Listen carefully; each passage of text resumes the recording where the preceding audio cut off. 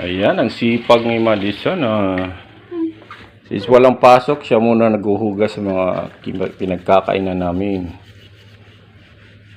Ayan. Ayan, oh. Binabrush niya yung ano doon, oh. Ano, itim. Ba't may itim yan? Dahil dito. Huwag ka mo. Hindi makaya ni Madison. Muna na, dumikit na yung itim. Yan, yan. Ihilain mo yung tuwan. Ilipat natin yung mabigat na kasi. Dapat, yung mga mabibigat, sa gitna mo siya lalagay. Nag-gets mo ba yan? Yan.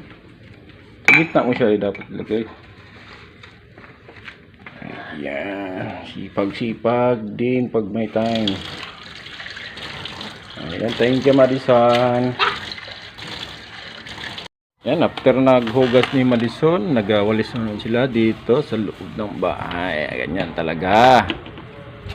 Hindi lang gagawin yan sa school, pati rin dito sa loob ng bahay. Ayan. Masipag na bata. Hindi na kailangang utusan. Ayan, nagkukusa lang talaga. Ayan, very good. Thank you. Thank you mga anaks. Keep it up. Daddy loves you and mommy loves you. Alright. God bless everyone.